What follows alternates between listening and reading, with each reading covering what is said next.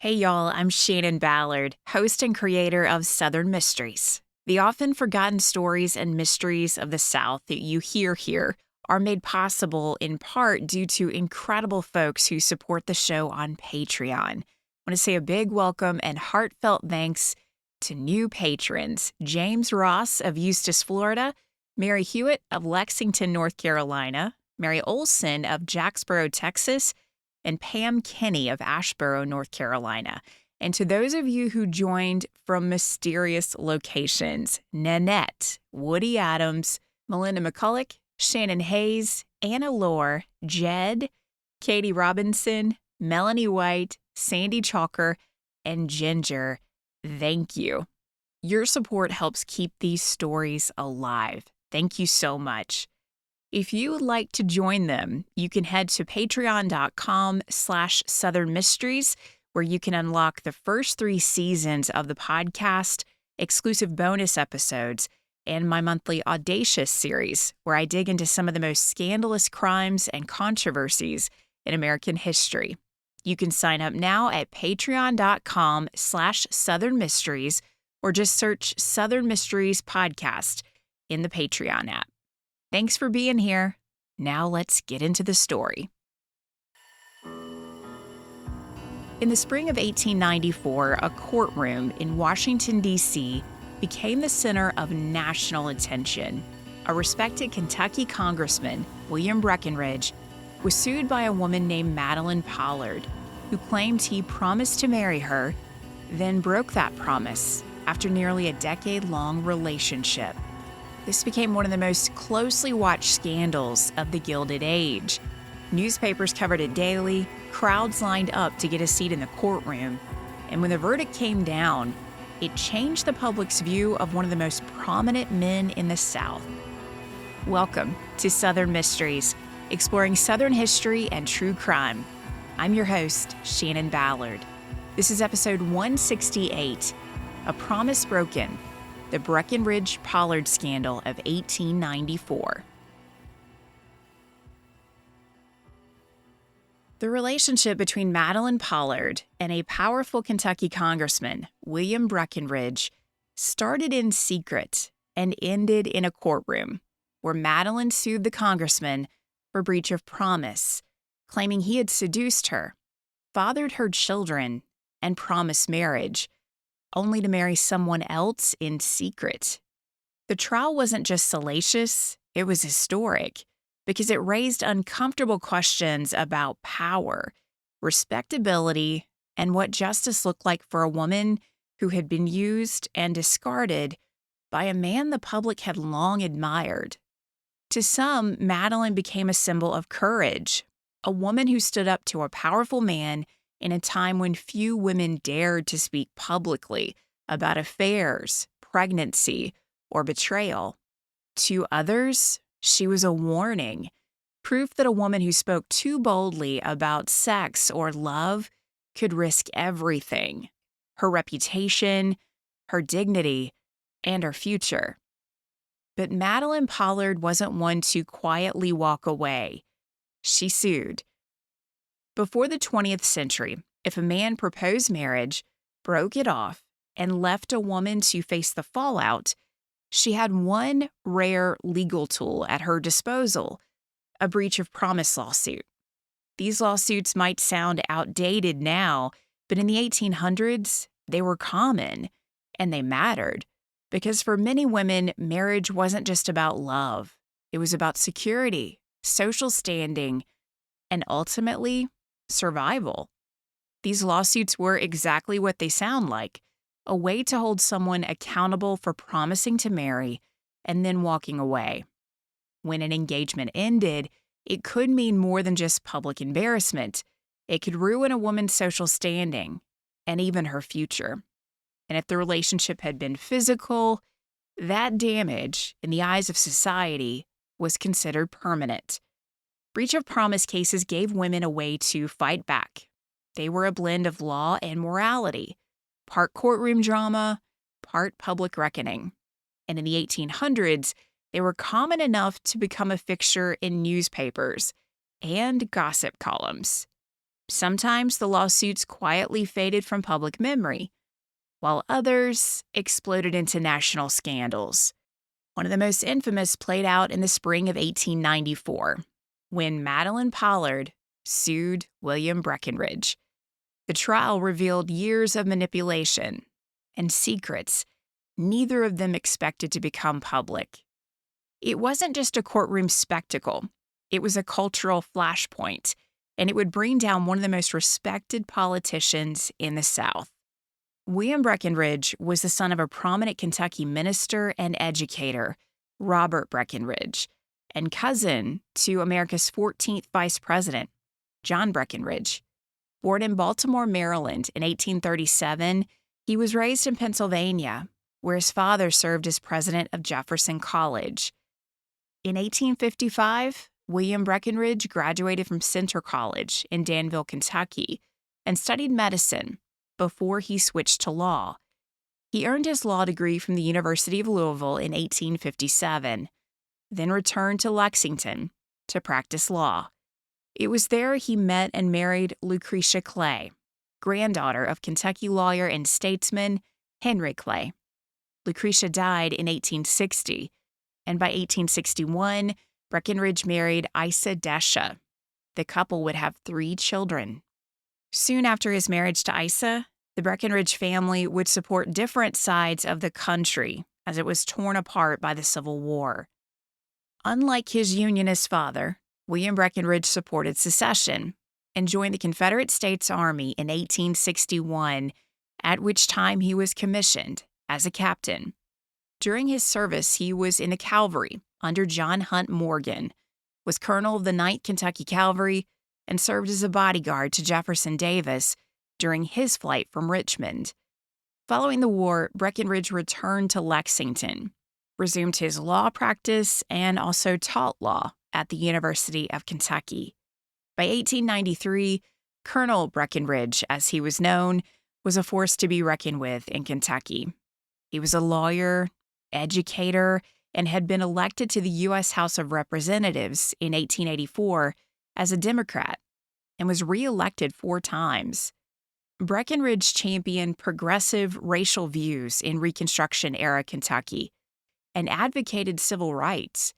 He was described by the New York Herald as a man of imposing appearance, dignified, almost fatherly, with earnest, warm-hearted friendliness and sparkling, appreciative eyes. A man of ready intelligence, broad cultivation, and quick wit, making him a universal favorite. His impressive career, prominent family, and likability meant the colonel was poised to become a leader in the Democratic Party, and his name was mentioned as a possible candidate for president of the United States. In July 1892, Colonel Breckinridge's wife, Isa, passed away at the age of 49. Months later, the colonel secretly began courting his cousin, Louise Scott Wigg, and the pair married in a secret ceremony in Washington, D.C. on April 29, 1893. Colonel Breckinridge would later say he kept the relationship a secret because he wanted his children to warm to the idea of Louise being his wife. But soon, the country would learn the congressman's marriage wasn't the only secret he had been keeping from his family.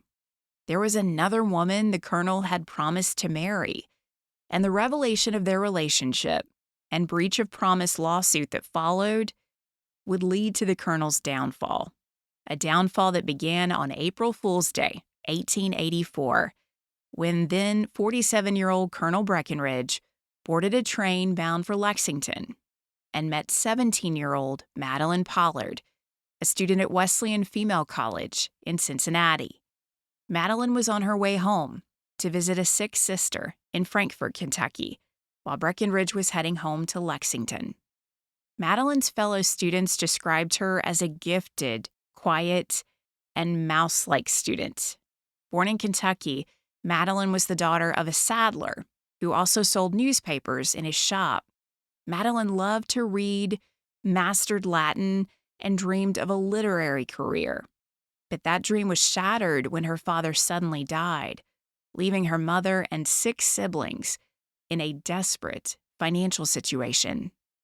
Madeline immediately knew her dream of a secondary education may have died with her father. Her mother sent her to live with a succession of aunts, and Madeline set about trying to find a relative to cover the cost of her college education, which was, at the time, considered a luxury for girls. Madeline's relatives refused to help, and as she watched her mother sell off family heirlooms to make ends meet, Madeline came to terms with the fact that her path to financial security would be through a man. Desperate, she entered into a controversial agreement with a local farmer. In exchange for his payment of her education, she promised to marry or repay him after graduation. That deal had been made just before she enrolled in Cincinnati's Wesleyan College, where she encountered a cultured, literary crowd of young girls. She soon regretted her deal with the farmer and began looking for a way out of the debt. When she boarded a train in April of 1884, she immediately recognized Congressman Breckinridge. The colonel was her late father's political idol. The pair struck up a conversation, and a few months later, Madeline Pollard made a very bold move. She wrote a letter to the colonel and asked for advice on how to handle the debt she incurred to pay for her tuition. Colonel Breckinridge responded by visiting Madeline at Wesleyan to consult with her in person. He advised her that it would be best to have a confidential discussion away from the eyes and ears of chaperones. Madeline left the campus in the congressman's closed carriage, a shocking and inappropriate move for a single woman and a married man of this era. The colonel listened to Madeline's story, then met her in secret. That night marked the beginning of an affair that would last nearly a decade. The colonel asked Madeline to transfer to the Sayre Institute in Lexington so she could be closer to him. He promised to pay her tuition and board, which made the decision easy for Madeline. Over the next 3 years, the pair would meet at least 50 times. Madeline Pollard was head over heels in love with the colonel, and as she would later say, his wish was law to her, and she did not care that he was a married man with children. Soon after Madeline transferred to Sayre, she became pregnant and gave birth in an asylum in Ohio on May 29, 1885. In September 1887, the colonel moved Madeline, who was once again pregnant, to Washington, D.C. He used his connections in Congress to get her a job with the Department of Agriculture. She once again gave birth in an asylum and gave up the baby in February 1888. Sadly, the baby died just 2 months later. Madeline gave up 2 children at the request of the congressman, who told her that if she kept them, it would be traced to him, and both of them would be ruined. When Colonel Breckinridge's second wife died in July 1892, he met Madeline more often and promised her they would marry after a proper mourning period. Madeline was pregnant again, but this time the congressman told her he would acknowledge the child. He even suggested names for the baby. The colonel and Madeline agreed they would marry on May 31st, 1893. But unbeknownst to Madeline, the colonel secretly married his cousin, Louise, on April 29th. Madeline had no idea the colonel suggested postponing their marriage until December after the baby was born because he had already married Louise. But word traveled fast around town, and by early May, Madeline learned about Breckinridge's secret marriage. It's believed the stress of that discovery led her to suffer a miscarriage. Madeline may have been a mouse-like young girl when she met the colonel in 1884, but her time with the congressman and what she felt was the love of a respected man had helped her gain confidence. Realizing she had been conned, she hired a lawyer and sued Colonel Breckinridge for $50,000 for breach of promise for his failure to make good on the promise to marry her. Madeline knew that once she filed suit and the public learned of her relationship with a respected congressman, her reputation would be ruined. For years, she and the colonel had pretended to be distant cousins to hide their illicit relationship. She would later say she was more than willing to take her share of the blame. She just wanted Colonel Breckinridge to do the same. When the trial began on March 8, 1894, it made national headlines. Madeline Pollard had to convince a jury of 12 men to side with her. The presiding judge, Andrew Bradley, attended the same church as Colonel Breckinridge, and the congressman's legal team included 2 former representatives. But Madeline had met many powerful people since moving to Washington, D.C., and posing as the congressman's cousin, which meant she was able to hire a former congressman to represent her. Newspapers had plenty of scandalous headlines from the courtroom as the trial continued for over a month. During the testimony, the judge ordered women to leave the courtroom. He felt the lurid nature of the testimony, detailing extramarital affairs, would be too overwhelming for female sensibilities. And at one point, a fistfight broke out among lawyers, leading the judge to order all involved to swear they did not bring weapons into his courtroom. Each day, Madeline arrived at court dressed in black and accompanied by a nun who served as a spiritual counselor. Madeline's testimony was embarrassing and often emotional, as she told of giving up her babies to please the man she believed she would marry. She even fainted when she testified about the death of her second child. When Breckenridge's attorneys tried to attack Madeline's reputation and paint her as a woman of low character, the judge ruled the accusations inadmissible hearsay. At one point, the judge said the defense were making accusations too filthy and obscene to hear in court, and were making them with no proof. Weeks into the trial, Breckenridge's lawyers changed their strategy, acknowledging the relationship. The colonel testified that he was a man of passion, and Madeline was a woman of passion. He said there was no seduction involved, just human desire. The congressman accused Madeline of scheming to trap him from the moment they met on that train in 1884. He testified she approached him on the train and agreed to go on an unchaperoned carriage ride for which he paid her $10 at the end of the night. According to the colonel, Madeline was obsessed with him. He claimed she followed him to Lexington and then followed him to Washington, D.C. He admitted he paid Madeline's tuition and board at Sayre, but claimed he was not seeing her or engaged in an intimate relationship with her during those years.